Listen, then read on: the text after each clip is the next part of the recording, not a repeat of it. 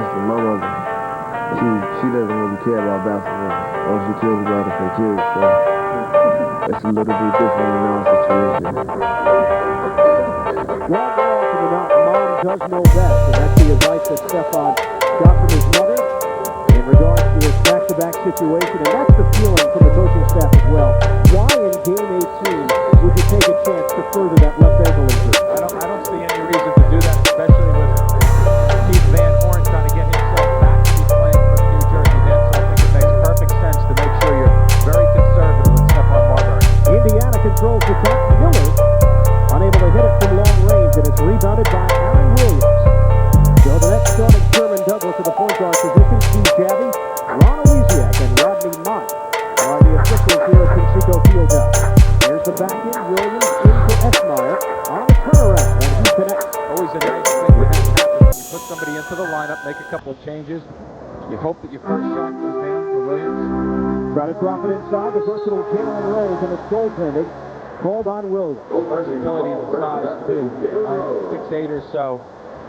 Jalen Rose has the ability to post up, and it's one of the concerns for Byron Scott and company. They got to force him to kick that ball out of there. Byron Scott, a former Pacer, spent 2 years as a member of this team. Here's the back end, and a kick out from Williams to Gill, who's playing first, and he's off the mark from the head of the team. So let him take that shot from outside, make him take the shot early on, especially when we're struggling from the floor. O'Neal gets the shot. Inside Rozier across the line. And he comes up short. Rebound taken by Harris. Getting the start here tonight. Harris picked up by Best. It's Martin with Crozier. Kenyon Martin, they want him to be more assertive on the offensive end. And the cross-court pass intercepted by Miller. And then taken away by Gill as Miller goes down. He was looking for a call. Cross-court. Harris pull up over O'Neal, and it's good. Miller ran right into Sherman Douglas. That's why he was looking for that call. And then as he looked up the floor to throw it, he thought he was bouncing to the floor, and that's why it was intercepted. Here's Jalen Rose with a post-up opportunity. Penetration and a little flip for Rose. Very difficult to guard. I mean, he's really worked at his game. He can step away, as we mentioned, in the open, but also the fact that he can go through the lane and float and post up. Really a tough assignment defensively. And we're tied at 4. Douglas trying to get it to Martin. And they turn it over.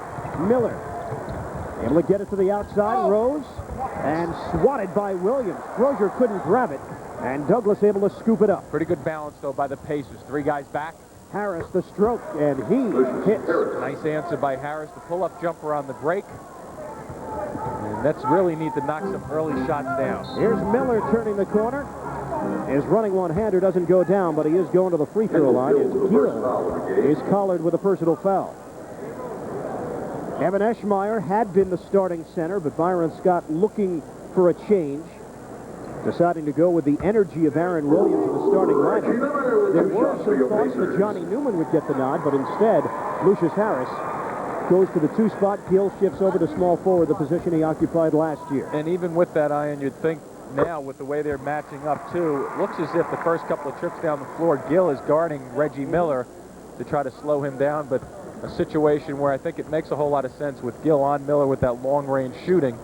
But once again, it really comes down to, you know, Reggie Miller is the guy you talk about a lot. It's how do you stop Jalen Rose, I think, on this team now. 2 out of 2 from the line, and Miller has tied this one up at 6.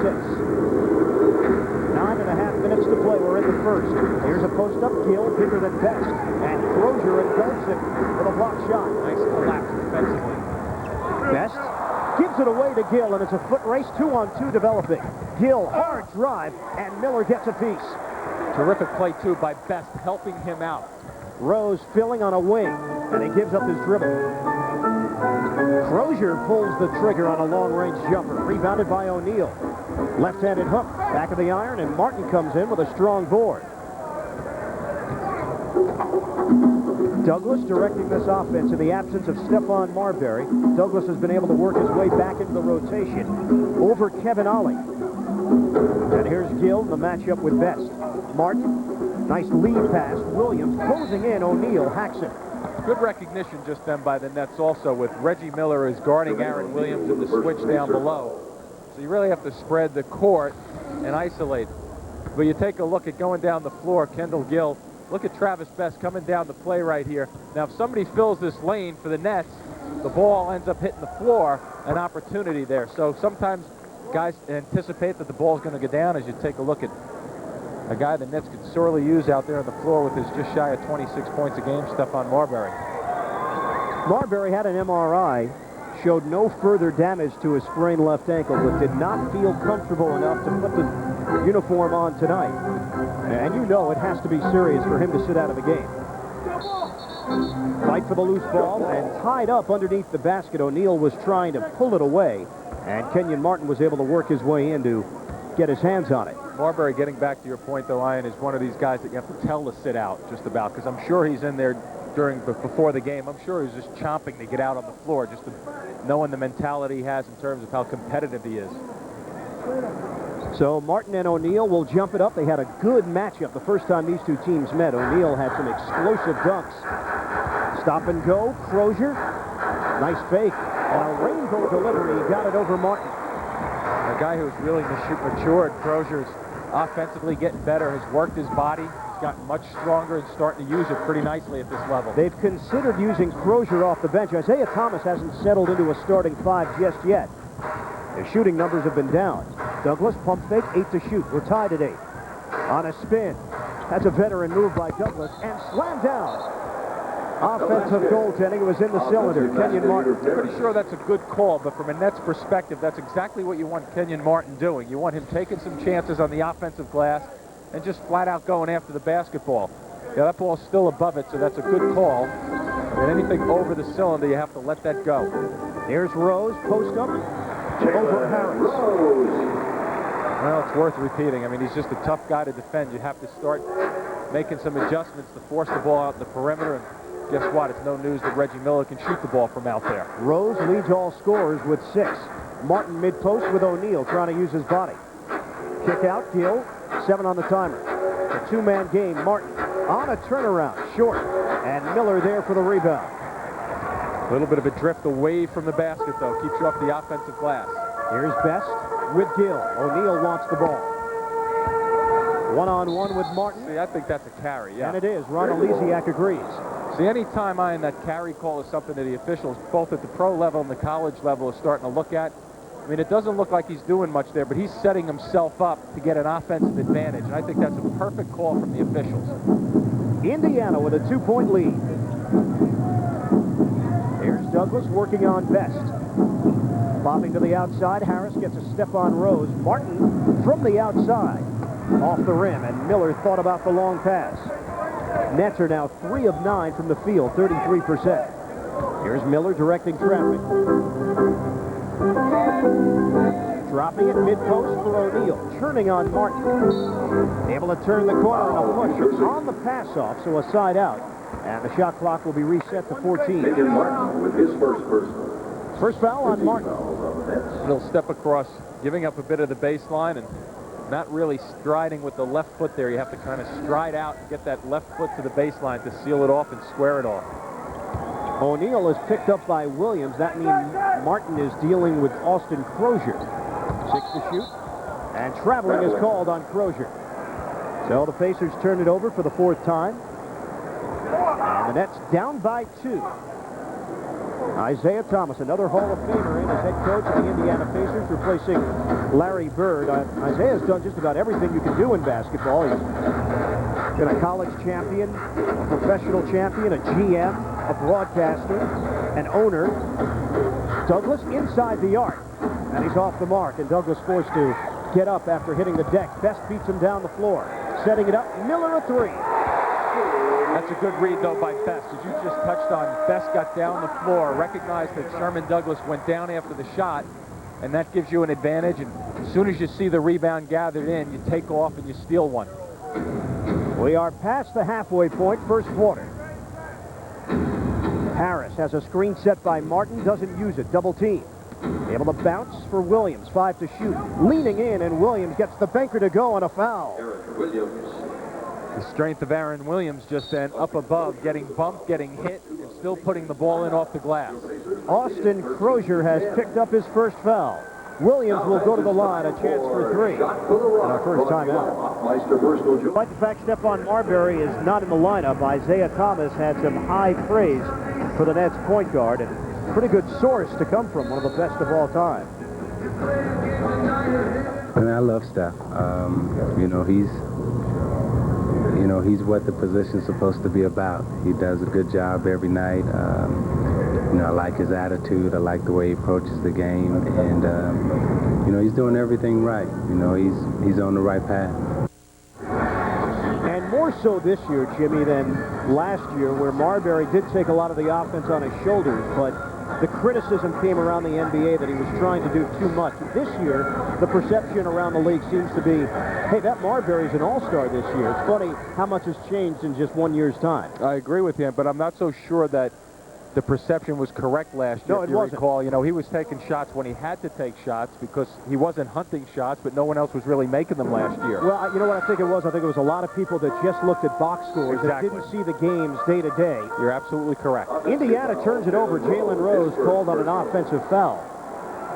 And it's one thing to study numbers and strictly look at statistics and not see the flow of a game. Right, they don't tell the story all the way. The Nets were down by 15, 17 points, sometimes in the first quarter last year, and Marbury had to just do it himself to get them back in the game into single digits. Here's Williams off a double team. Gill works his way inside and rejected by O'Neal. He's called for traveling before the swat. The O'Neal step across. It was a nice little cut just then by Gill down the middle of the gut. But O'Neal steps across, it makes you think, and all of a sudden you find yourself shuffling your feet. Gill is 0 for 3 so far, and there's Best with a runner. See the difference just then in two plays at each end of the floor. You have one guy going through the middle. He's contested. He starts to think about his shot. Best goes down the other end, drives to the basket. No real contest going to the rim. Double up on Douglas.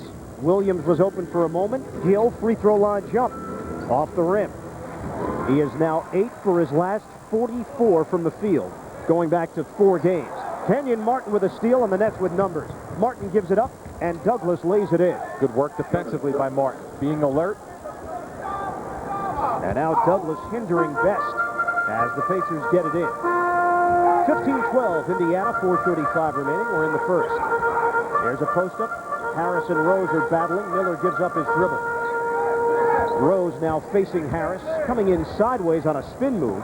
Cross court, Crozier cutting to the rim. See, they've kind of lulled you into that because they've gone to Jalen Rose a few times, and now all of a sudden Jalen Rose is figuring out, hey, somebody's bound to run at me. So when I go up for my shot, I have to look for people. He did a nice job of looking away to the weak side corner, which is usually open. Indiana has hit on 5 in a row.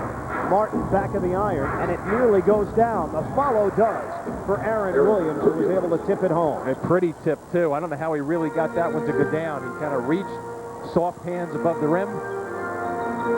17-14, Indiana. Rose, the mini hook, in and out. And it's rebounded by Martin. Douglas gets it across. Harris with a drop pass on the entry for Williams, turning inside on Crozier. And a foul called, or, yes, offensive, a little push. A little hook from Williams. The offensive end, but here's his work on the offensive glass. Notice the inside position he has. He gets to a better position on the floor because Crozier does not box him out. He boxes Crozier out. Miller comes up short on his layup attempt, but a foul call. And Aaron Williams has just picked up another quickie. Pacers really have a pretty good understanding of what the teammates on the floor do well. Miller can put the ball on the floor. He goes baseline. He throws the body out initially to make sure he gets contact. But they have good isolations. They know Jalen Rose can post up. Crozier doesn't try to do too much on the floor, just kind of a role player. But they understand their identity as a team. Number 2 on Aaron Williams, but no change in the lineup at the 3:27 mark of the first. And Miller will shoot again. Johnny Newman getting set to check in. Reggie extends the Indiana lead, 19-14 Pacers. Miller has 7. Douglas dealing with Best. Able to get a step. Here's Williams. Off the glass. Martin couldn't grab it. Fight for the loose ball. And a foul is called. Kenyon Martin will pick up number 2. Kenyon Martin. So now Martin and Williams dealing with early foul trouble, and Newman will check in for Aaron. And the problem that poses for them, Ian, is that you have Williams and Martin, two of their up-front scorers, running into foul troubles early on. It really depletes their front line in terms of who's going to get some offensive effort. And two guys in the absence of Marbury that are asked to do more offensively. Yes. There's a spin by Rose in traffic. Jalen Rose making it look easy. Sure did. Notice a little bit of a juggle with the basketball to free himself. Leak out, and here's Gill. One-on-one with Crozier, may try to take him off the dribble. Is it illegal defense? Yes, it is. Indiana's first. With 2:45 remaining in the first quarter. O'Neal's at 6'11" out there for the Pacers, but when you compare that to what the Nets have in terms of this lineup, it's a very small New Jersey Nets lineup with Kenyon Martin being the tallest player to match up at 6'10". Everybody else is small. Timeout, 21-14. Pacey with care in the hopes that MSG Network would soon be there.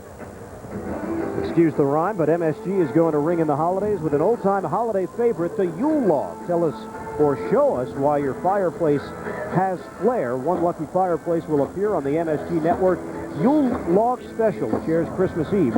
So polish up those andirons and sweep off the fireplace for a chance to get it on TV. Send us a fax, email, or postcard today. MSG Network. Sherman Douglas controlling it with Travis Best off the timeout. The Nets now down by 7. Indiana has its largest lead. Johnny Newman has checked in. With Best in his face, Newman throws up an air ball. Right on the right arm also. Looked like Johnny Newman may have gotten hit. Look out. Al Harrington. Out of Elizabeth, New Jersey, St. Patrick's High School. And Harrington seeing his first action of the night. Indiana controlling the area underneath the basket. And a small lineup, as Jimmy mentioned. Douglas gives it up. Martin, hesitation, and then a thunderous dunk inside. Even with the hesitation just then, Kenyon Martin holding down the left foot, which was his pivot foot, so makes it a good play and one that attacks. I like the fact that the Nets are trying to get it in the paint area a little bit. First bucket for the November Rookie of the Month. And a foul called on Harris. Rose made his move to the rim. Some more changes now as Steven Jackson will check in for New Jersey, replacing Harris. And Jeff Foster, second-year pro out of Southwest Texas State, comes into the game for Indiana, replacing Best. See, one of the things the Nets do lose also with the substitution with Stephon Marbury not in the lineup is there's attempts that he gets to the free throw line. He's gone there 118 times already this season in the 17 games, so they lose that guy who can really take it off the dribble and really explode to the basket. So the Nets have to find a way to get inside, get to the free throw line.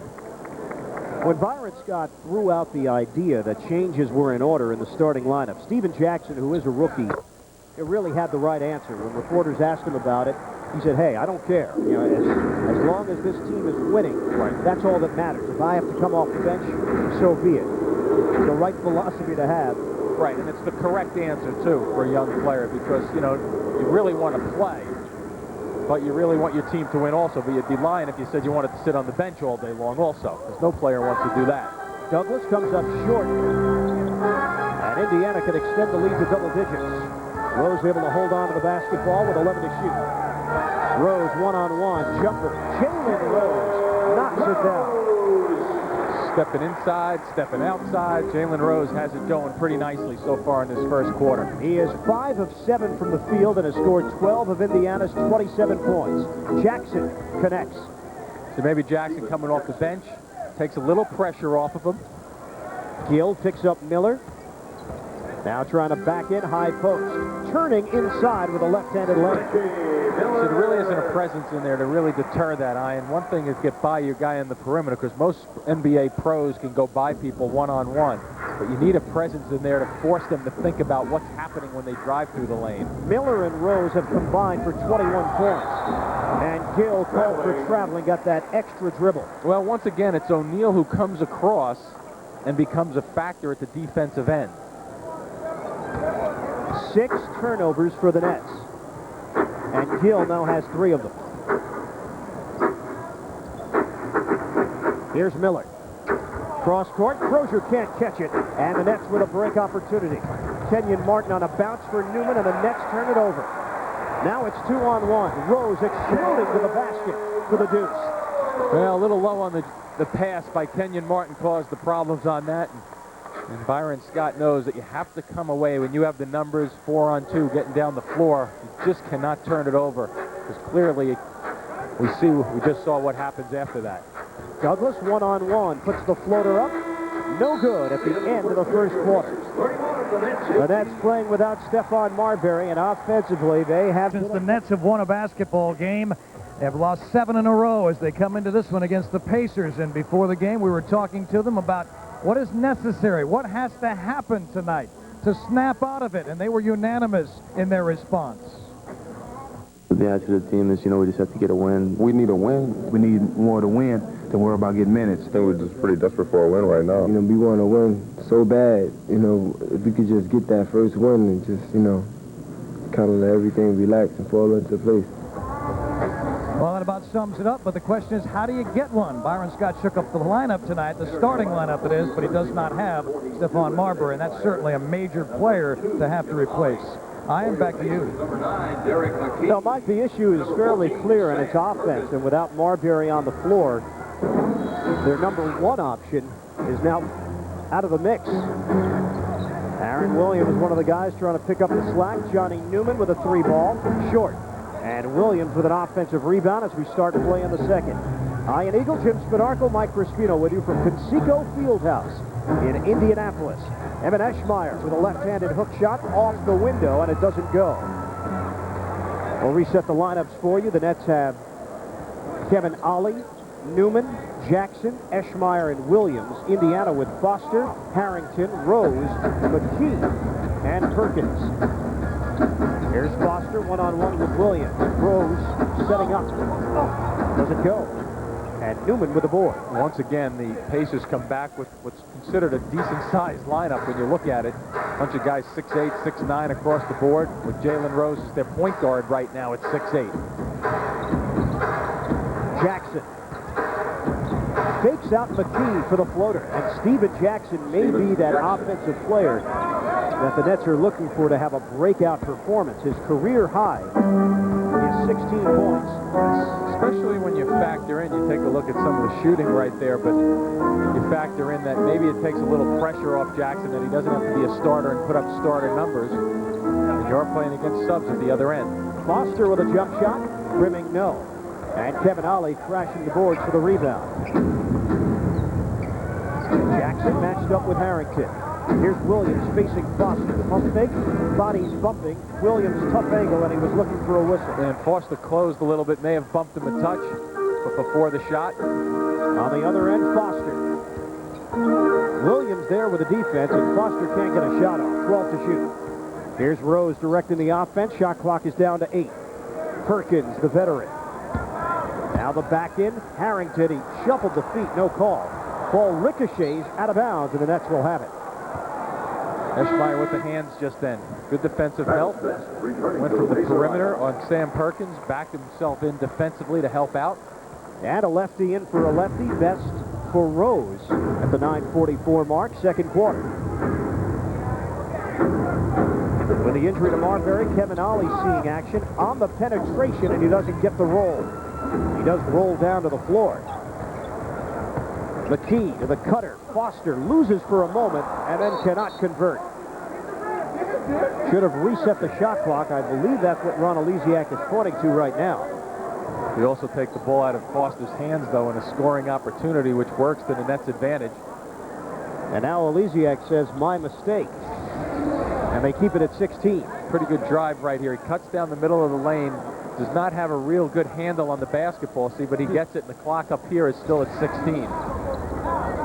And I don't think the ball hit the rim. It's pretty hard to believe that that shot would never hit the rim. I just assumed it did when I was saying that. Just ricocheted off the glass. Here's Best. Turning on Ollie. Good defense by the Husky. Just beats the shot clock, and Harrington rips it away. A reset for Indiana. Perkins. Oh, look at Harrington. They were late. Nice job, though, by Jackson getting back. The long arms of Steven Jackson, and he gets it across. Harrington overplaying it. Jackson turning the corner, and Eschmeyer is fouled.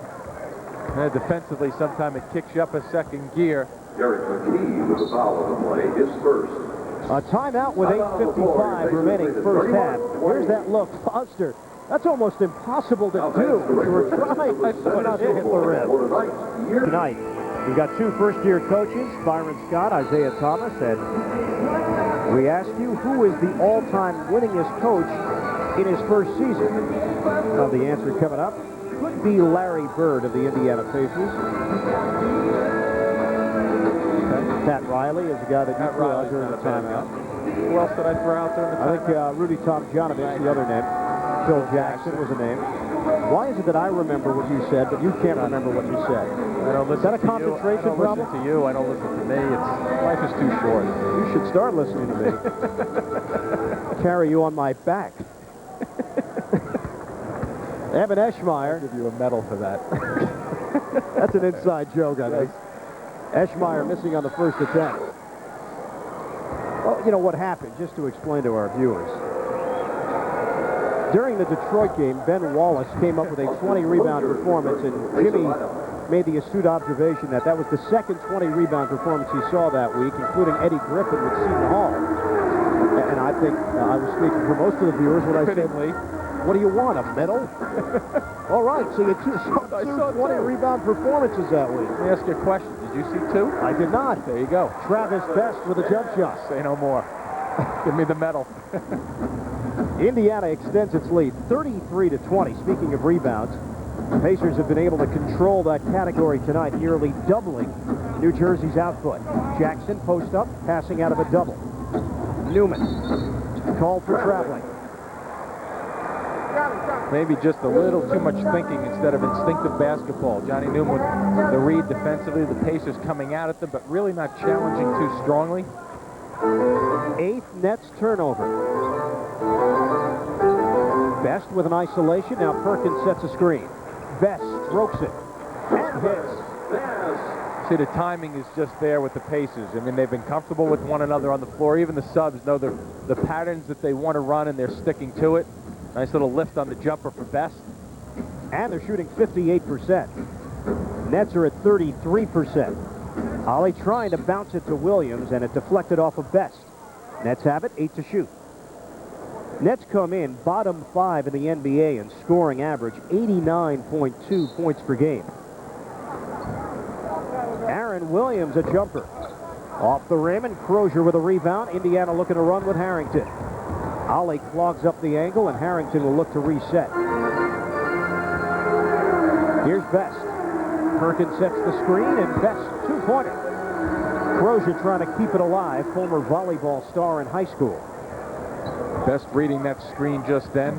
Guy goes behind, you want to look for your jump shot. Newman one-on-one with McKee. Ollie off penetration. Drops it to Eschmeyer, left-handed hook. Back of the iron, and Eschmeyer missing a short one. Crozier finds Best. Contact made. Offensive foul call. Ollie takes the hit. Austin Crozier picks up number 2. Good job by Ollie just then, sticking in there, giving up his body defensively. He had the read on Crozier. He knew that Crozier wanted to go to Crozier's left, to Travis Best on the left side of the floor. Nice read, though, defensively by Ollie. Newman gives it up.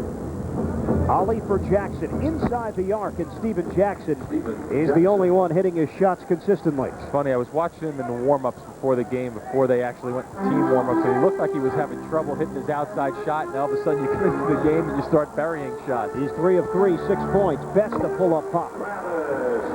Travis Best, a terrific penetrator. He can get around you with his quickness. For years he was the understudy to Mark Jackson, and now finally getting a chance to prove himself as a starter. Starting to mature also to the role. Now in his 6th year out of Georgia Tech. Knows the weapons that they have on the offensive side. Eschmeyer gives it up. Ball ricochets out of bounds, and the Nets turn it over. Somalia Samaki trying to check into the game, and he will wait until the next dead ball.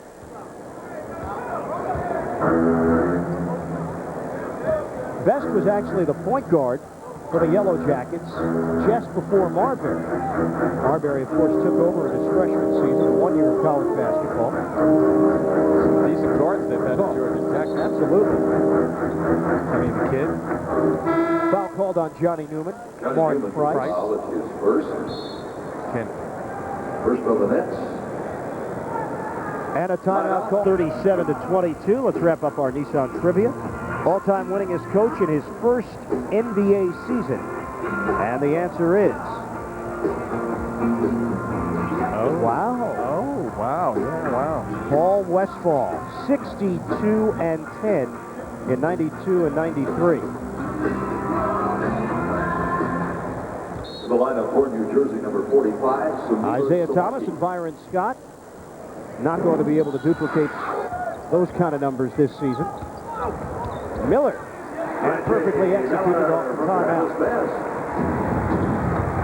Well, that's what you want to get. When you have a timeout, you have possession of the basketball, you want to make sure your team comes out and gets an execution, get their confidence right back up. There's the double on Williams. Jackson looking to the inside. As mentioned, Samaki checking in. Kenyon Martin has returned. And Jackson lines it up over the backboard and rebounded by Perkins. Didn't that go over the backboard? I thought it did. That's what you said. That's From what I this thought angle. I saw. Stephen Jackson with the foul. Foul called on Stephen Jackson out front. Two on the Nets. And some more changes for Indiana. O'Neal, 17-point game. Here's O'Neal backing in. On a spin, Samaki with the rejection and a foul call. Samaki played that fairly well just then defensively, waited, Samaki is first. hung around, timed it fairly well. Now, Reggie Miller, Jalen Rose, and Travis Best have really stood out in the early going so far. Watch the reads by Best. They're a tough shot with Aliana, but Ali goes behind the screen that trip. Best reads it, behind the screen again. Best reads it again. Means you have to go over the screen, but then when you go over the screen, he's quick enough to beat you. I'm getting a couple of tips from Isaiah Thomas, a guy you might want to listen to. O'Neal hits on both free throws. And that was a question mark for this Indiana team heading into the season. Would Isaiah go with Travis Best at the point guard spot, or would it be Jalen Rose? Martin turning in on O'Neal, doesn't get the roll. Samaki there trying to tip it home, and the Nets unable to convert. Rose pulls up and passes it right to Jackson. Nets now running down by 18. Williams diving to the goal for the dunk. Jackson in the right spot defensively, creating things, some offense, and Nets just have to find a way in the last 4.5 minutes or so to chip this thing back to 10 points or so. 40 to 24, Indiana. Miller backing it out. Crozier demanding the ball with Aaron Williams. Now facing the rim, stop and go, and Crozier with an aggressive move to the hoop. He has really developed. I mean, he was a Big East player at Providence who has really started to step up his game. Led the Friars to the Elite Eight in 1997, then drafted number 12 overall. Martin, tough angle for Kenyon Martin, and he's fouled in the act. Martin so far just 1 of 6 from the field will make his first trip to the line. Second foul on O'Neal. His Crozier showing just a little bit of a ball fake, and then once you get by in the perimeter, no rotation at all defensively down low for the Nets, so it's an opportunity for him to attack. You know, Crozier had toyed with the idea of signing elsewhere as Martin gets the role on the first. He ends up signing a $50 million contract over 7 years, and this for a guy that wasn't really a starter last year. He did play extremely well in the postseason, and one of the major reasons why Donnie Walsh and company wanted to make sure that Crozier remained in an Indiana uniform. Martin off the mark on the second attempt, and over the back, it's Samaki. It's number 2 on him. The Byron Scott came out and said, hey, all 12 guys may play in this game. Unfortunately for him, only 11 can play because of the injury to Marbury. Miller gives it up, and O'Neal rocks the rim. Well, that's just a well-executed play, because you start thinking, what are the strengths that the Pacers have, and it's Miller coming off a screen for a long-range shot, and everybody bought it. Good dump down. And Douglas is fouled outside by Best. Stops the clock, 3:30 to play, second quarter. And the Indiana Pacers have opened up a 19-point lead. First foul on Best.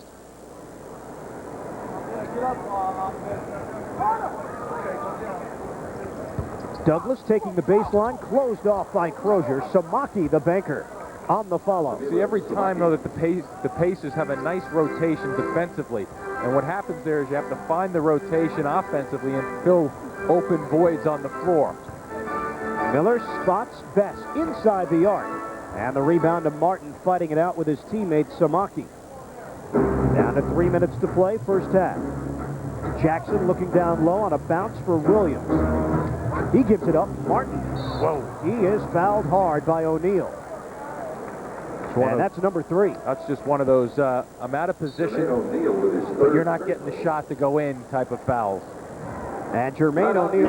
Nets and Pacers here at Conseco Fieldhouse in Indianapolis, the best arena in the NBA. I think it's fair to say. Of all the new ones, this one really stands out with that old-time feel and blending in the amenities that you need in a professional venue of this nature in the 21st century. Kenyon Martin at the free throw line. Am I speaking for you as well? I'm not sure. I don't want to put words in your mouth. Well, you usually do, but that's all right. But I agree with you. I mean, it's a great place. I'm sorry. Say that again? It's a great place. No, the other part. You're going to have to go back and watch the tapes on that one. Well, when we get home tonight, I'll watch the late night version on Fox Sports Net. But it is, you know, we were up walking around the concourse, which is fabulous here, but it looks like every seat is almost on top of the court the way they've designed the building. Jalen Rose can't get it to go on the Nets, trying to force the action with a break. Douglas bounces for Jackson, and he gives it away, but a foul call. Travis Best with a foul on the play, his second. It's a good call because he was bumped on the play as he went looking back. A little delay break that time with the Nets. Jackson filling the left bit lane. And Indiana is over the limit. So free throws for Steven Jackson comes in at 66%. And he converts on the first. Isaiah Thomas, 12-time NBA All-Star. 1 out of 2 for Jackson. Isaiah's team 7-9, but they have been struggling. 1-3 on their recent road trip. They started out 5-2. They've gone 2-7 since. A crafty shot by Miller doesn't go down, and the rebound taken by Foster in the corner. Off of a double. And a timeout taken with 2:14 to play, first half. Shot clock is at 19. Will Indiana use a 20? Yes, they will. There's Jalen Rose, who called that timeout, also recognizing that his teammate was in trouble in the corner. Stepped up and made the call, saved possession. The Nets beat Indiana November the 18th, 97-92. And as mentioned, Byron Scott did play 2 seasons with the Indiana Pacers. Hit a big 3-point shot back in 1994 in the playoffs to beat Orlando.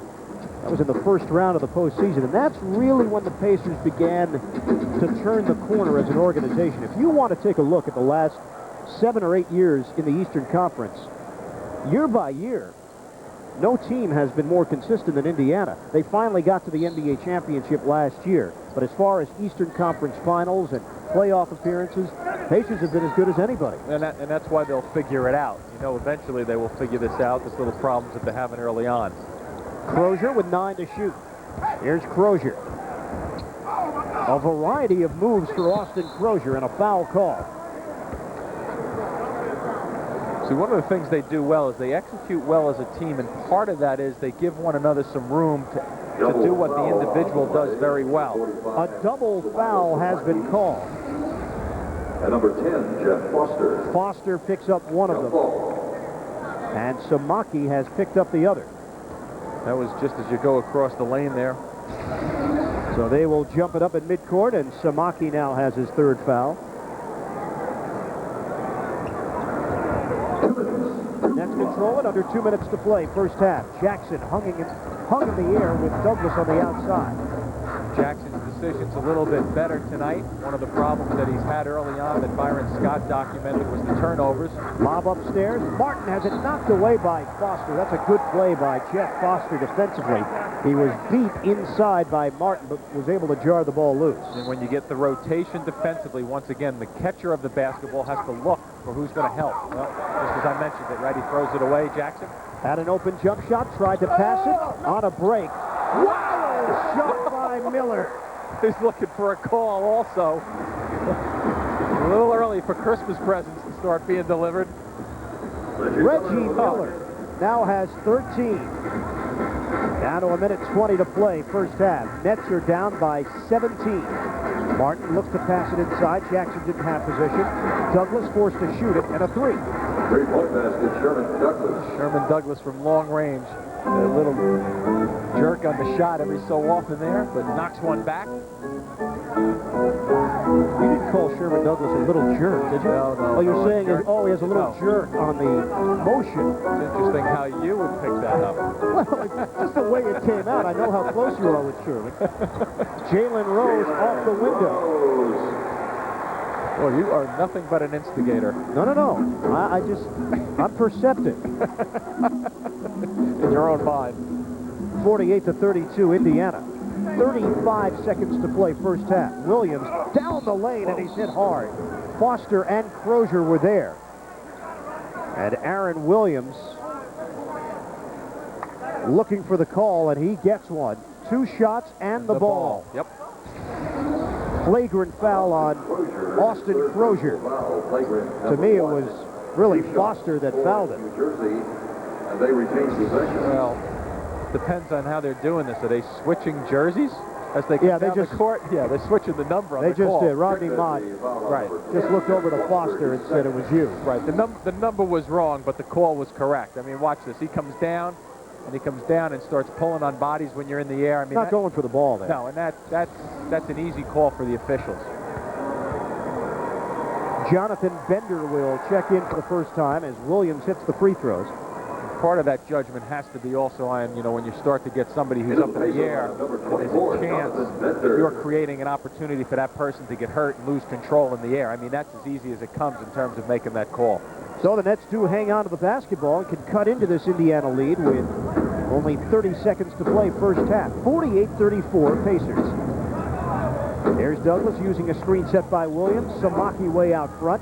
Shot clock is down to 12, and Douglas will reset it as a mismatch with Foster. There's the lob, Williams, and a push-off on the inside. So free throws upcoming for Aaron Williams, and the Nets can cut this thing potentially to 12, and Indiana should have the final possession.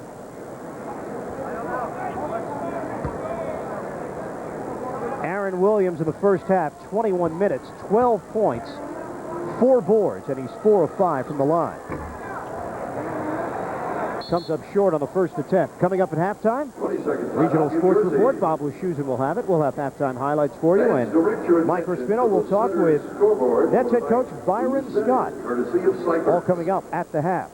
20-second timeout called by New Jersey. Another free throw upcoming. Well, our guys in the truck very much heads up tonight. Talk about that Byron Scott three-pointer against Orlando as a member of the Indiana Pacers, and you wanted it. You got it. And so did Byron Scott. In talking with Rod Thorne before the game, the president of the Nets, who's been making some trips with New Jersey, he came out and said he believes that Byron Scott could suit up right now in an NBA game and score in double digits if he played 20, 22 minutes. I don't disagree with him. Yeah. Rod went on to say that in practice he'll shoot different shots with different guys, and he'll make a lot of them. So, yeah, he's in shape, he's conditioned, but, he could always shoot the basketball. And the thing about Byron Scott is he had an understanding of where the shots were going to come from, and he would just find a couple of spots on the floor and then knock a few jumpers back. How many did he say I would score? He said you would get 3 out of 4 from the line. If you played in a game right now, you'd go to the line twice. And with O'Koren, he actually said goose egg, which I thought was a bold statement. Yeah, I have to go back and see what Rod said on that. How long? Did he give me 48 minutes to just get to the line?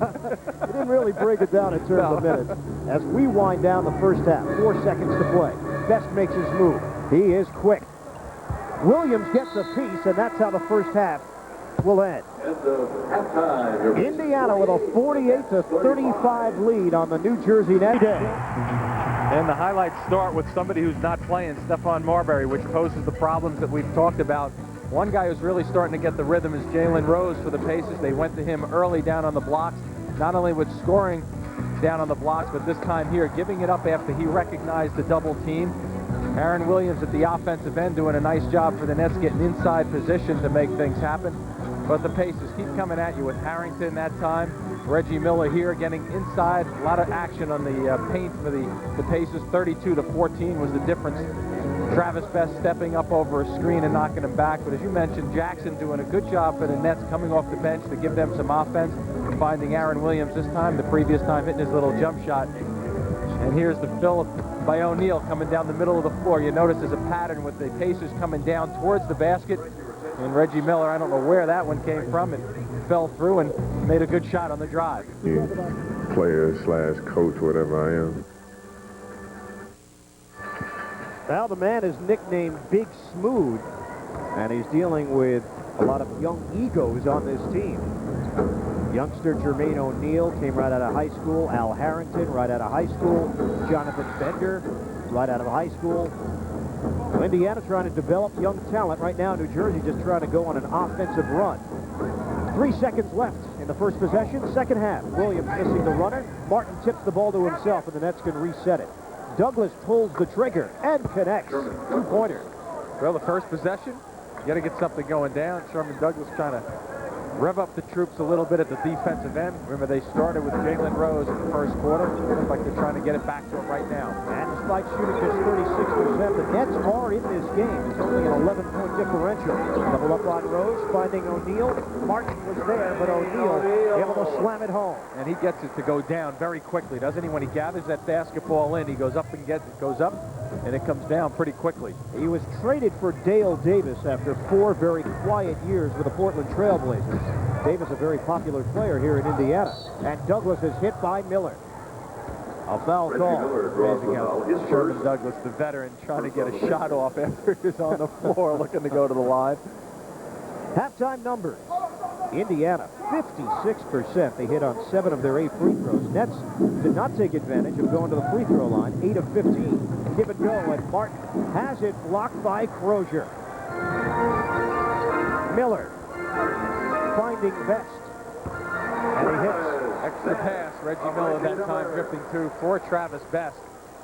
Fortunate for the Nets, they had a pretty good opportunity at the offensive end, but Crozier making a solid defensive effort to stop Martin's underneath play. Gill looks for a post-up with Best. Gill is 0 for 4 from the field. Harris, pump fake, able to get into the lane, and Martin takes the jump shot. Off the rim, Williams drops it inside, and Harris with a banker. Well, the effort to start things at the offensive end, a couple offensive rebounds, gives themselves a second chance opportunity to score. Rose on a turnaround jumper. That is smooth on the baseline. They're starting to run a lot of different things and different looks through Jalen Rose at 6'8", a couple inches, but long arms and very quick on the baseline move. 18 points for Rose. Comes in averaging just over 20 per game. Harris gives it up for Douglas, 8 to shoot. Martin on a hook. No good. Best, one crisp pass ahead for Rose. One-on-one with Harris. Indiana up by 15. Crozier catches cleanly. Penetration. And he's fouled by Williams on a reach-in. With his third. Stephon Marbury in a position where he cannot help this team on the floor tonight. This the front end of the back-to-back. The Nets will travel back to New Jersey after the game tonight. Take on the Milwaukee Bucks. And question marks as to whether or not Marbury will dress for that game. As for Keith Van Horn, still up in the air. And the time frame is over the next month or so. Maybe in the month of December if everything goes smoothly. And it may turn into a January injury where he doesn't come back until after the new year. And clearly with those two not in action, I mean, you're losing 40, 45 points, give or take, on a given night. Crozier gets a piece of the Douglas jumper. Gill off balance, and a follow by Williams. Once again gets great position. Well, the Nets in general, starting here in the third quarter, are showing a little more activity on the offensive glass.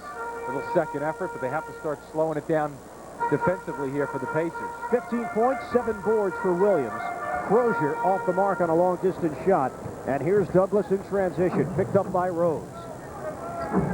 Douglas trying to turn the corner on Rose. He had the body pump. Williams baseline drive. Drops it. Martin. And the jumper is there. Aaron Williams making that play again. I am bringing guys away from Martin so he could put up that 12-foot jump shot. A little acting going down on the baseline here with Jalen Rose and Lucius Harris. Second foul on Harris. 6 points, 6 rebounds for Kenyon Martin. Now 2 of 10 from the field. Aaron Williams has led the way with 15 points to go along with 8 boards.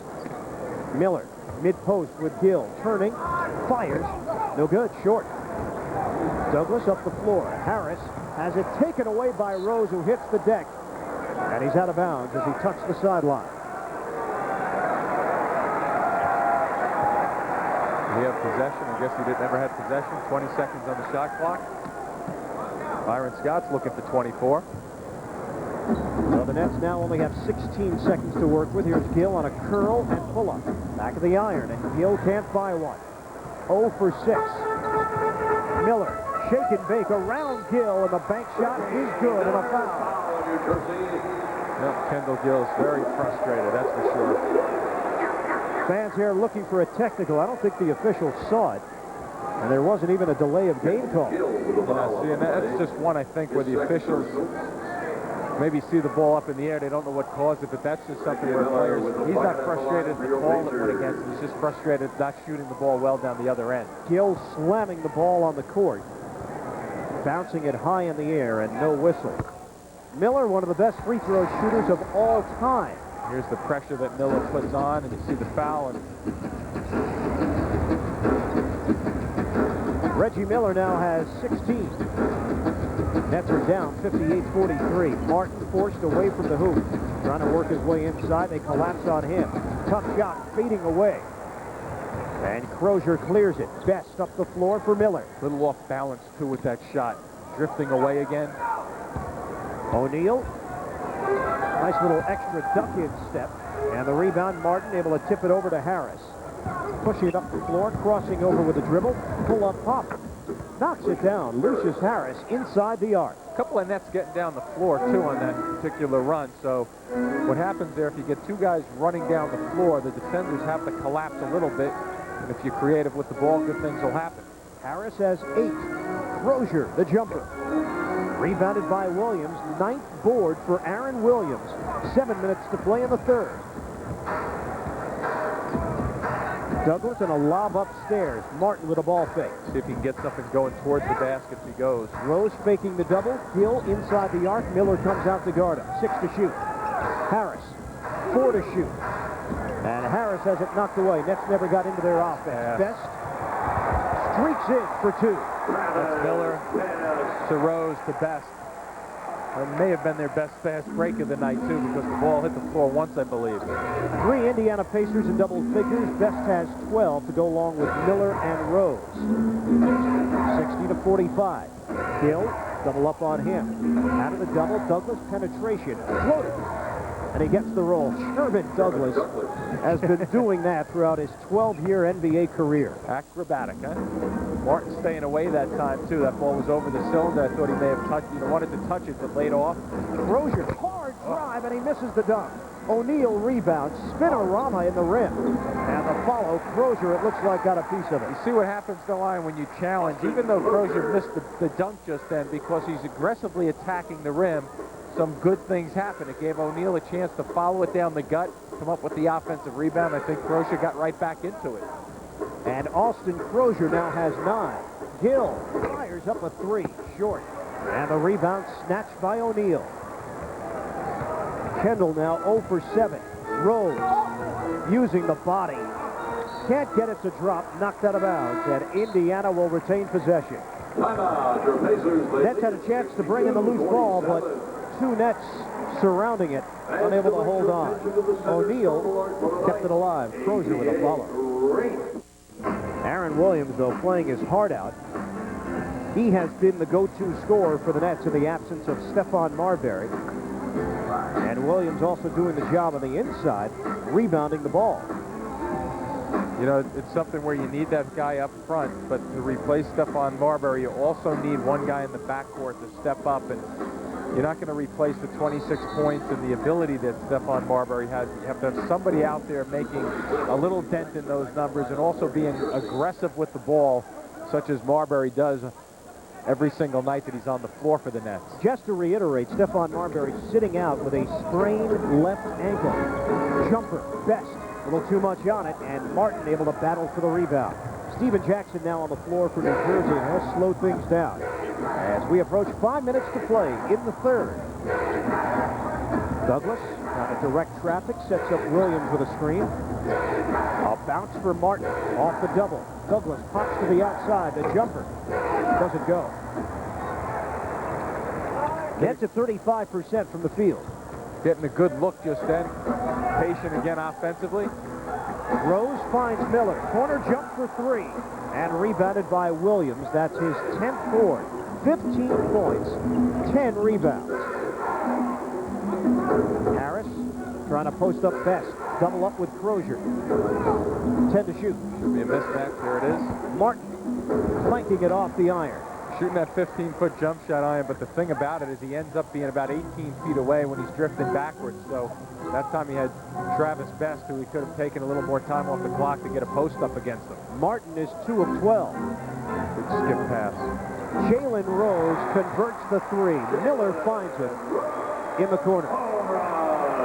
That's the difference between having a veteran team on the floor, guys who know it in terms of one another, versus what the Nets are struggling with right now. You know, a couple of fresh faces on the floor.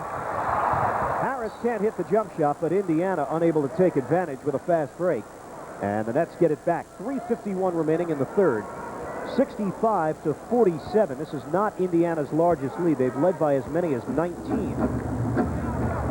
And the Nets had a 2-point lead early in the first, and that was short-lived. Douglas takes his time. He's picked up by Best. 10 on the 24. Williams comes to the outside with a pick. Martin open for a moment. O'Neal there. Martin hanging in the air, doesn't get the roll. Down to 33% shooting as a team. Crozier trying to zigzag to the rim. Williams able to get a piece, and it ends up being a travel. Yeah, I don't believe anybody got a hand on that basketball, right? The shot went up in the air and lost it on the way up. Kendall Gill, last 5 games.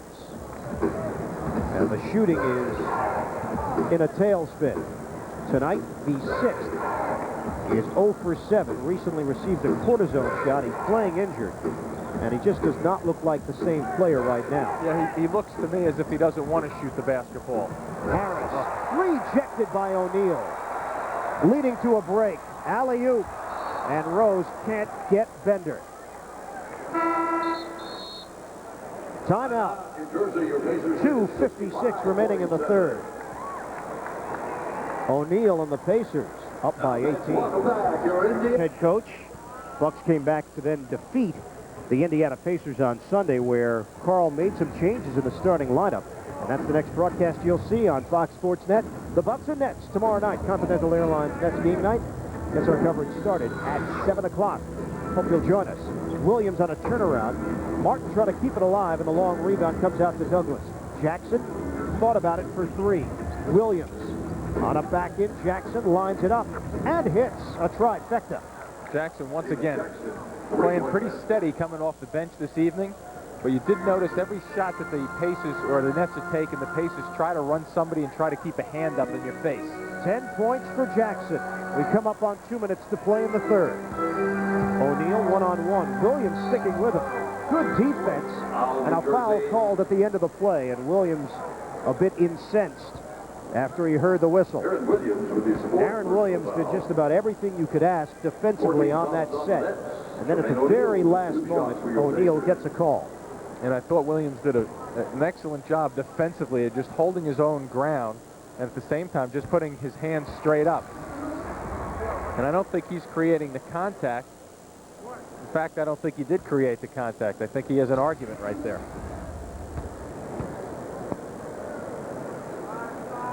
For Williams, that's his 4th foul. O'Neal hits on both tosses. And the Nets now down by 17. Douglas guarded by Rose. We hit 2 minutes to play, third quarter. Martin, penetration, stopping, and doesn't get it to drop off the back of the iron. He thought he was hit also. He's looking over to Byron Scott. O'Neal finding Crozier. Extra pass, and Rose swings it inside to O'Neal, and this time he is tied up. Traveling is called. Wow, the fans are going to enjoy that call. I don't think so. The demeanor of Isaiah Thomas. Okay. Well, listen, I don't want to play official over here, but Makeup? well, you use those words. I'll just say missed call. Oh, I'm the guy that now has to say it. Yeah, you said it. Here we go Williams again. on a spin to the rim. He loses the ball, gets it back. And letting him play. What did you say? Shot has to go up by Douglas, and he won't get Whoa. there. Did he draw a foul? No, 24-second violation. Been an interesting sequence here on both ends of the court. I really don't know what to say on either of those two Well, you're trips. the analyst. I don't know, but I just can't figure Analyze it. it out. No, I'm going to let you get yourself in trouble. Aaron Let's just Williams. say they were letting them play. Okay. Williams goes to the bench. He's replaced by Johnny Newman. And Jalen Rose will bring it across. Nets have Douglas, Newman, Jackson, Martin, and Harris, a small lineup. Here's O'Neal catching cleanly, active, and puts it in over Martin. Active and aggressive, too. It's that quick catch. Don't allow a double team to run at you. Just be sure of yourself and go after it. 9 points for Jermaine ONeal. Jackson with a hard drive. How about that crossover, too? A nice quick crossover to the basket. Jackson is in double digits. Knocked around, and Douglas able to control it with 45 seconds to play in the third. Douglas picked up by Crozier, takes it in himself. Rejected by Crozier. Douglas trying to get it back, and he does. Double dribble call. Sherman Douglas, so good at getting to the line with his drives, but that time I think, just going in against the two guys, an E for effort, but a difficult assignment just then, and the frustration setting in again with the turnover. 14-second differential, shot clock to game clock, final stages, third quarter. They are riding O'Neal here offensively, working on Martin. And Kenyon is called to the foul, 24.6 remaining. Kenyon Martin with the That'll be the 15th foul for the Nets. That's his third. Keep in mind the Pacers only have one on the board. You're right, though, the isolation looking to ride him a bit. I'll say this, I have not seen much of Jermaine ONeal. Didn't see a lot of action when he was a member of the Blazers going against the Nets, but he is a tough guy to deal with down low. And a young man at the age of 22, now playing in his 5th year in the NBA. In the first meeting, he lit the Nets up. 23 points, 13 rebounds in a losing effort, and 5 blocked shots. Missing on that second free throw. There were a couple of dunks in that first night that he brought to the tin that were exceptionally quick. And I mean, they were blazing as far as the quick dunks underneath, the windmill. And one time I thought he was going to throw up a floater, and he ended up dunking on somebody. Clock winding down, and Jackson turns it over.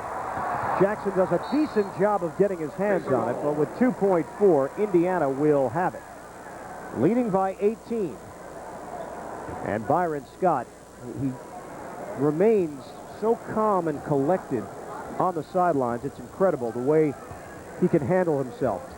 Miller doesn't hit at the buzzer. That cool demeanor that Scott had as a player has also appeared as a head coach. Seco Fieldhouse here in Indianapolis, and they've done a beautiful job in one of the state-of-the-art buildings, certainly in the NBA. Mike Crispino back with you, Nets down as we head to the fourth quarter. Recent Fortune magazine article about the value of NBA franchises listed the Knicks at number 1, $395 million. But this Indiana Pacers franchise, in the 15th largest market in the country, now 8th most valuable in the NBA at $232 million. A lot of it has to do with this building. They've got a very favorable lease, obviously. They own all the signage in the building, all the concessions, and most of the parking. So it's something that NBA owners are looking to do more and more these days, build buildings and control the revenue inside those buildings each and every time they play. And I'm sure Mr. Katz and the rest of the New Jersey Nets management is thinking about that as they think about their move to Newark. Ian, back to you. Well, Mike, thank you. Indiana certainly enjoyed their home court advantage last year. I believe at one point, if my numbers are correct, they had won 25 in a row here at Conseco. Bender is fouled as we start play in the fourth quarter. Ian Eagle, Jim Spanarkel, Mike Crispino, our entire Fox Sports Net crew. This is the first half of a back-to-back. The Nets will fly home and take on the Milwaukee Bucks tomorrow night. Second time the Nets have faced the Pacers this year. First time at the Conseco Fieldhouse. And another one of those high school products, Jonathan Bender, now on the free throw line. As he hits on the first. Originally drafted by Toronto, 5th overall in 1999, but he was traded for Antonio Davis. Jalen Rose now watching from the sideline as Indiana enjoys its largest lead, 20. Newman goes down and hits the floor hard. The Nets control it. Ollie trying to get it back inside, and Newman has it jarred loose. 7 to shoot. And the Nets will hold on to it. It's just a night where the Nets have to really try to battle back into this thing, Ian, with 52 points up on the board. You know, try to find the rhythm at the offensive end, because you have guys like Jalen Rose and Reggie Miller on the bench. As Kendall Gill misfires again, you have a situation where Isaiah Thomas may choose, if he can, to leave them on the bench in the fourth quarter. Gill is 0 for 8. O'Neal inside. Bender doesn't go. And he's been just diving to the rim aggressively. And Indiana touched it last. You know, we talk about the injury to Keith Van Horn and how much that's affected this team. Almost a forgotten man in all of this. Jamie Fike. Right. A guy that provides you with rebounding and also keeps you honest with an outside jump shot, range up to about 17, 18 feet away. Samaki inside, and he missed it. And also, Kerry Kittles. Now, here's a guy that probably would be starting in the two-guard position. Bender, a jumper, and a three-pointer for 6'11" Jonathan Bender.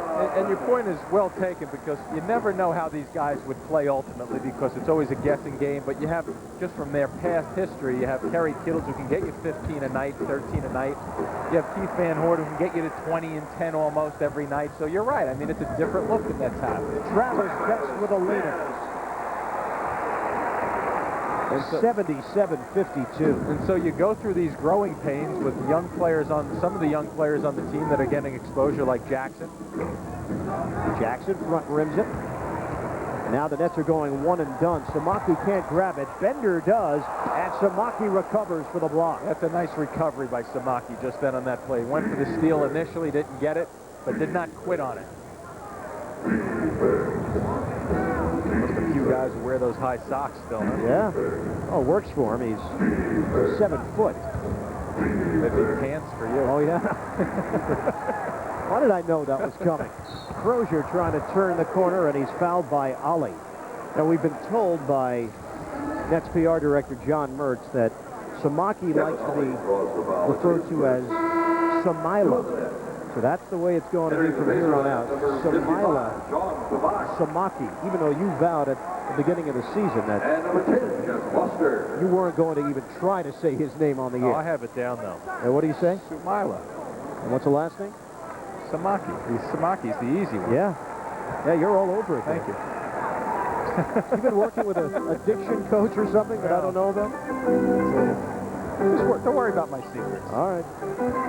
Here's Bender on a back end. Double up with Newman and Jackson, and Bender is fouled. Or did he travel first? He did.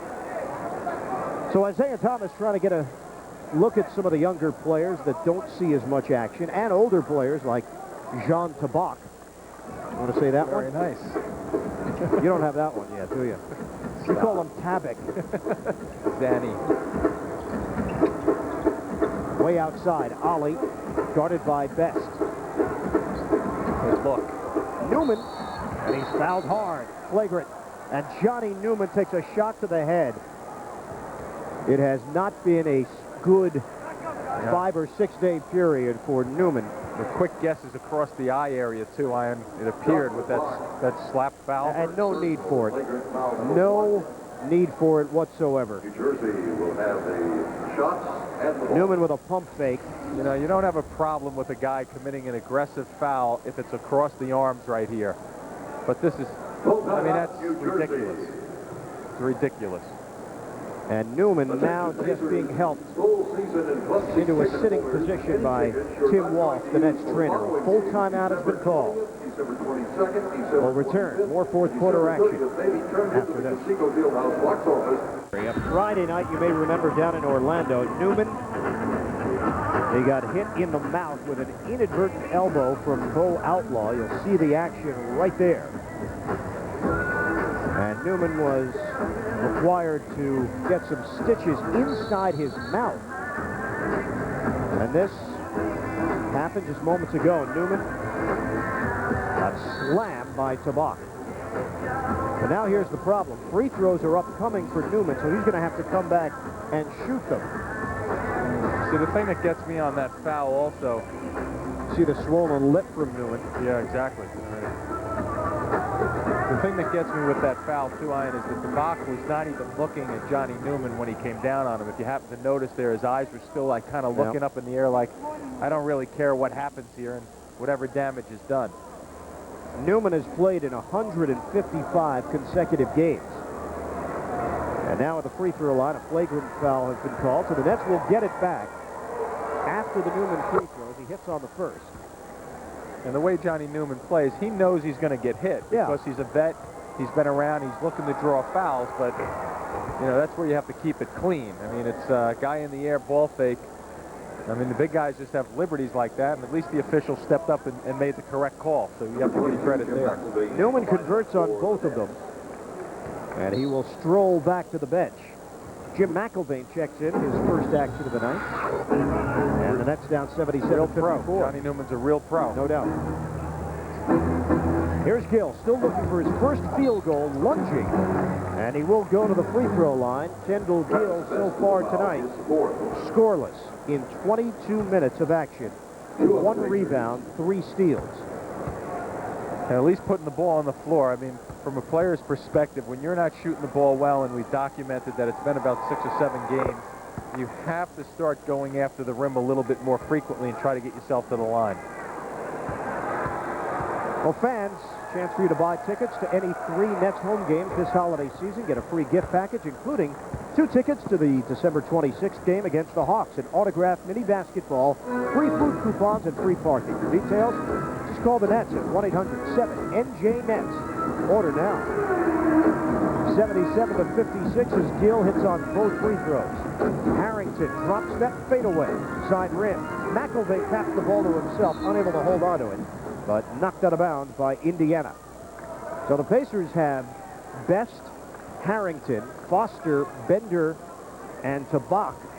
A big lineup, to say the least. And New Jersey with Ollie, Jackson, Gill, McElvain, and Samaki.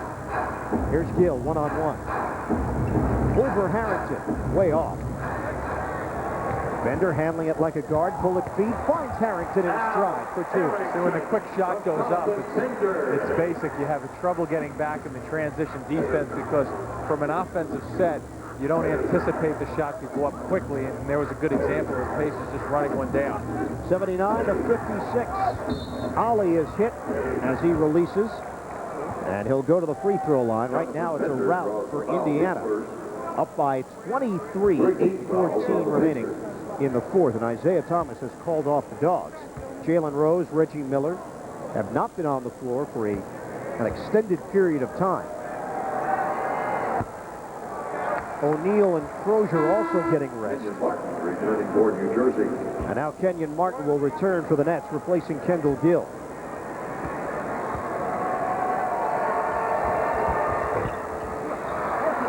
Kevin Ollie able to tap the ball to the outside, and Jackson, it was on line for 3, but a little bit short. McElvain finds Ollie, reverse delivery, doesn't get the roll, but a foul call.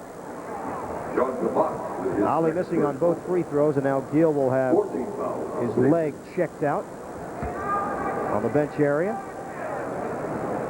Really been a frustrating time for him, and you know how much this affects Kendall Gill. He has so much pride. He's been a 20-point scorer in this league.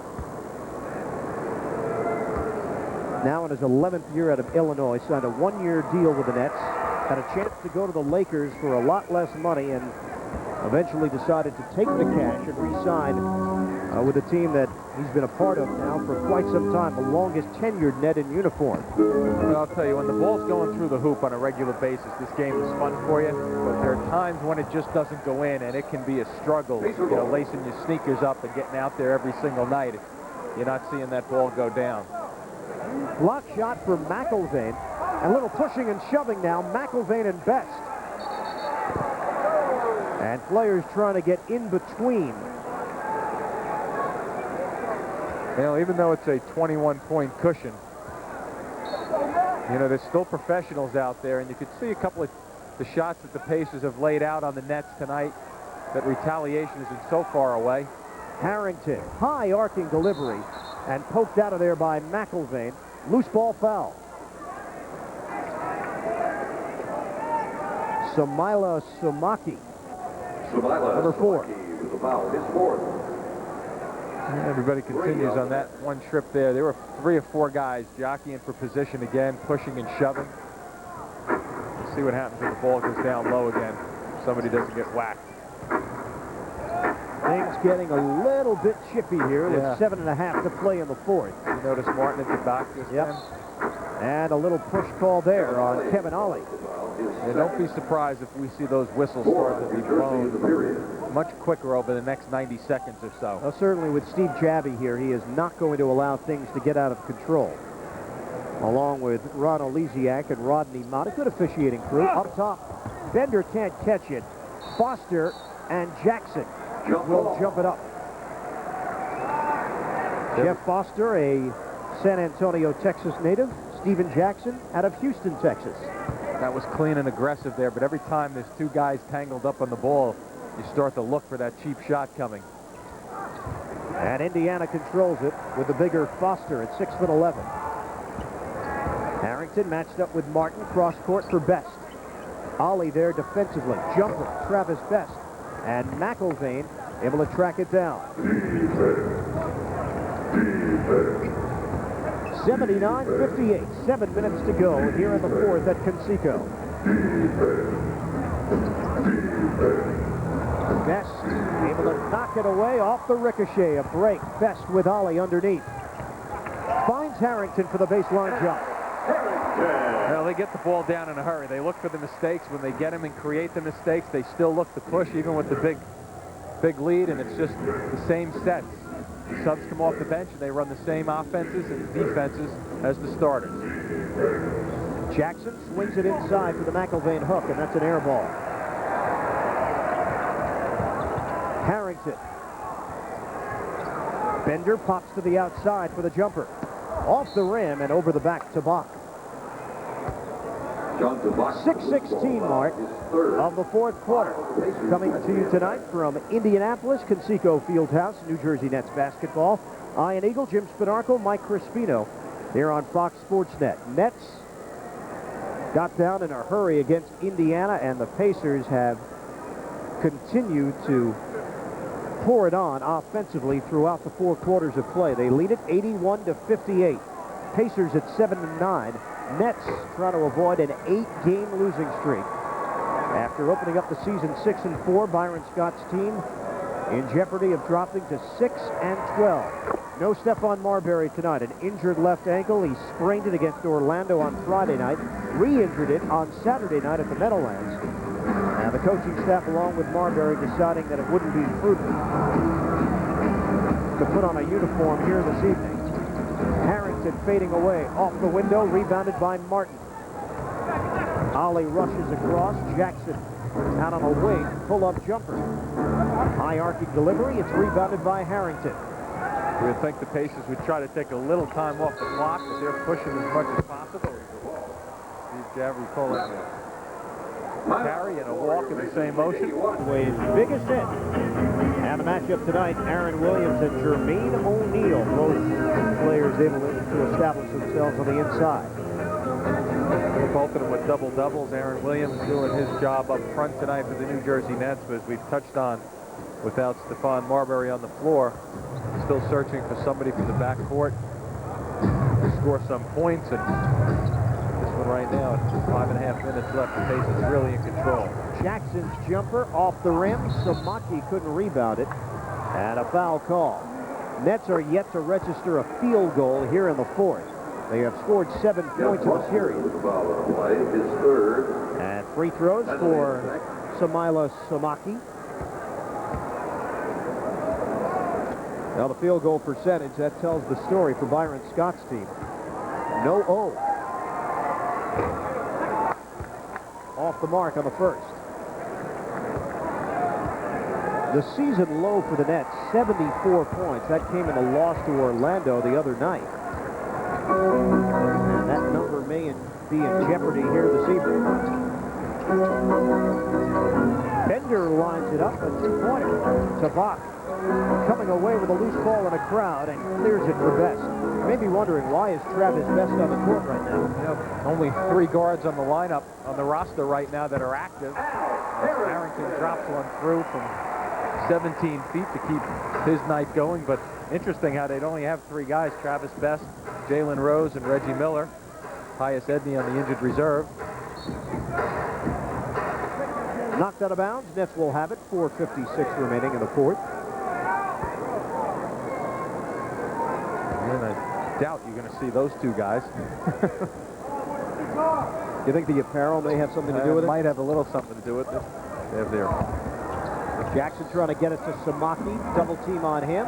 McElvain 4 to shoot. And Martin will come in for the hesitation dunk. There was, well, the extra passing. Gets the dunk. Goal of a fourth quarter for New Jersey. Best goes behind the back of the dribble. Ollie sticks with him. Foster on a pump fake. And Foster gives it away to Martin. Kenyon Martin handling the ball. He's picked up by Bender. Nearly taken away by Foster. Out of bounds. 18 to shoot. Nets hold on to it.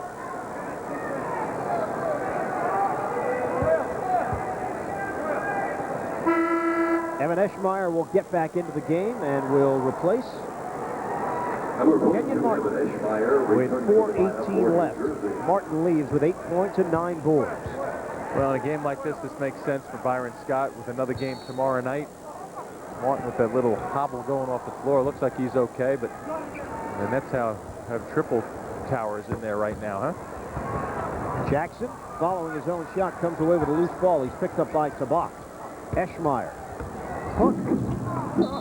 And Samaki came in. He was too open for that rebound. A loose ball foul call. Loose ball foul. Samaila Samaki is fifth. Well, it's been a physical game for both of these teams, and a bit chippy here in the fourth quarter. Hard fouls all over the place. There was one of them by O'Neal, a hard foul, and here comes Aaron Williams down the middle, and one flagrant, and here's the second one by Tabak on Johnny Newman. And Johnny's still putting the ice on the lip area. Bender at the free throw line after the loose ball foul. Jonathan Bender, still learning, has that potential tag hanging from him right now, just in his second year out of Picayune High School. Well, I mean, when you top it off with that with the fact that he's in high school, I mean, you know, the guys who come out after 4 years in college, if they don't play for the first, second, third year well, you say, well, this is a mistake. I mean, do you think it's fair to write off a kid who's 21 years of age? It's when they're 3 years into the league, coming right out of high school, really, you know, so it takes time, and it's the growing pains, and that's going to change the complexion of the NBA a little bit. The best thing that he has going for him, as Harrington slams it down, is the example set by Tracy McGrady and Jermaine ONeal, guys that didn't have instant success coming out of high school, but have been able to develop through the years. McGrady getting the big contract, of course, with the Orlando Magic, and ONeal receiving a huge contract to stay in Portland just on potential alone. He got a 4-year, $24 million deal, and then Indiana was looking to trade for him in the Dale Davis move. But, you know, it puts pressure on the front office of the NBA personnel, too, because now you have this decision.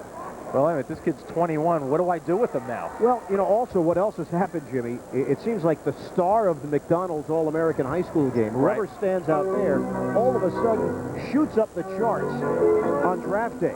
Last year, it was Bender. Right. This past season, it was Darius Miles, and both end up being top 5 picks. Exactly. I mean, the whole way of looking at the NBA now with the draft is totally different. And in the old days, you had 4 years to figure out whether a kid could play or not. Sure. You see him against some quality college competition. Keith Van Horn, Kerry Kittle, exactly. Tim Duncan, the recent ones.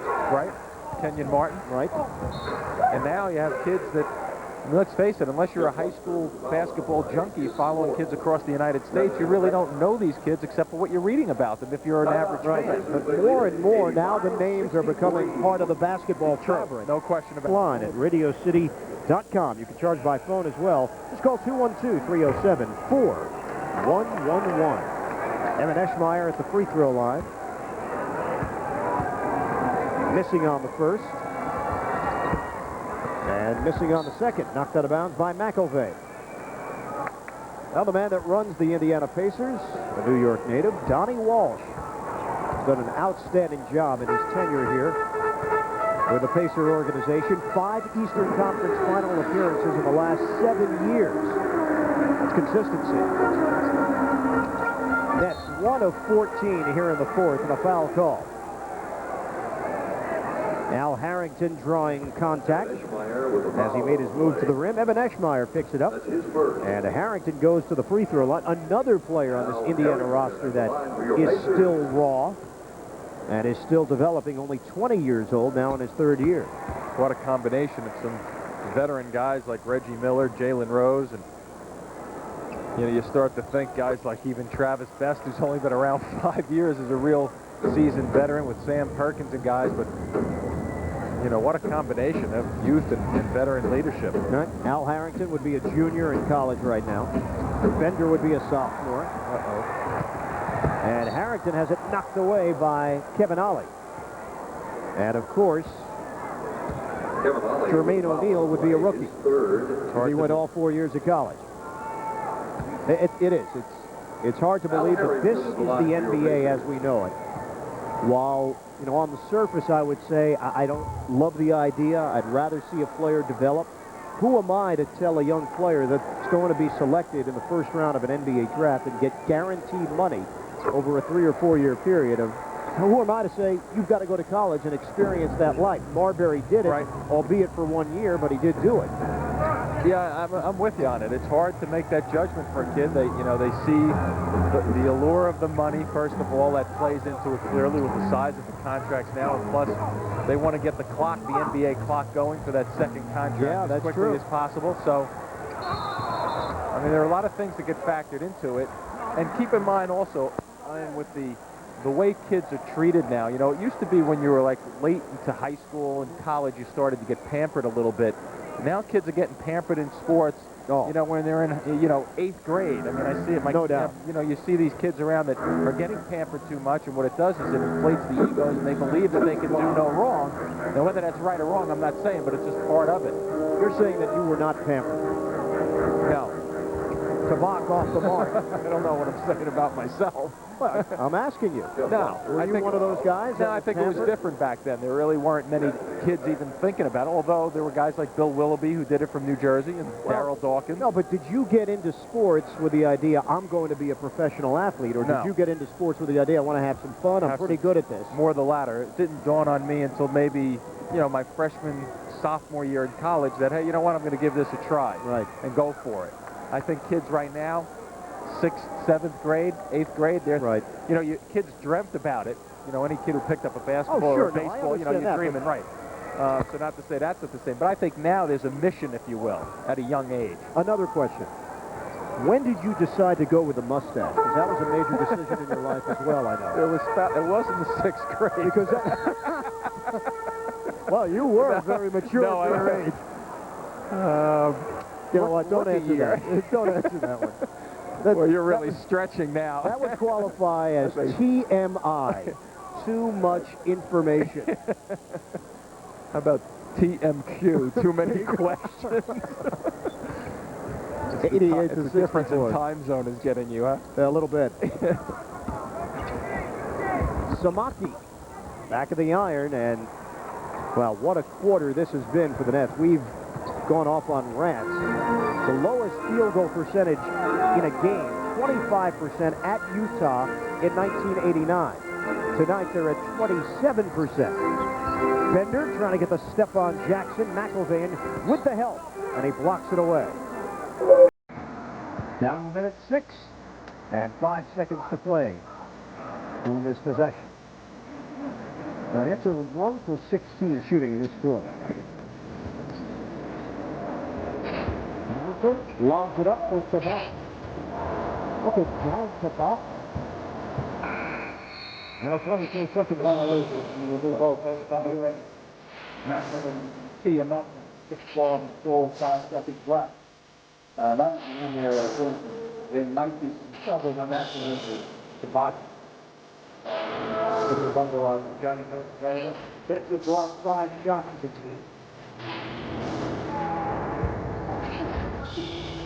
Even when the ball's sitting on the rim, I think you can go down. Knocked out. Inside, knocked out to the end of the stage. 37-7 made it. And this one was tough to struggle for these Louisiana. Without their leader, Stephon Marbury, now he's playing left right there. Hoping to start a long losing streak. It did not turn the Mexico field goal.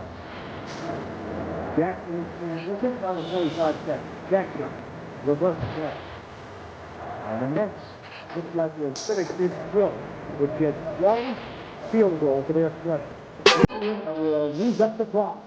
And the Nets losing streak this week.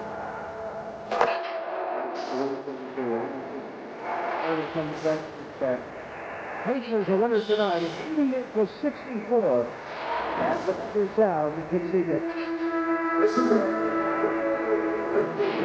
John has had a tough time sleeping at night. He's come out and said it. He's woken up at 4 in the morning thinking about what he can do to help turn this thing around. Right now, his team just needs an injection of offense. The Nets fall 88-64 to the Indiana Pacers.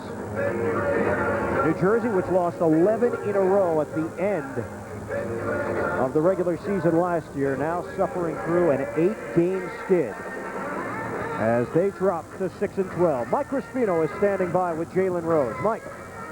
Well, thank you, Ian. Here is Jalen Rose. Impressive effort by your team tonight. I know things have been a little difficult for you coming back from the Eastern Finals last year. At this point, where is this team at, and when do you expect them to get better? Well, it's going to be an adjustment. Anytime you have a first-year coach, anytime you try to bring along young players and a new personnel, it's going to be an adjustment period, especially when you're coming from the NBA Finals. But we feel like it's a marathon and not a sprint, and we're going to be a good team. We're going to get better and better as the season goes along. You knew Stephon Marbury wasn't going to play. When you found that out, how did that change your thinking as a team to play against the Nets? Well, to be honest, when you think of New Jersey Nets basketball, you think Stephon Marbury. And obviously, they're going to be a totally different team without him, and I think we took advantage of that. Your play early in the first quarter, I know you wanted to get something going offensively.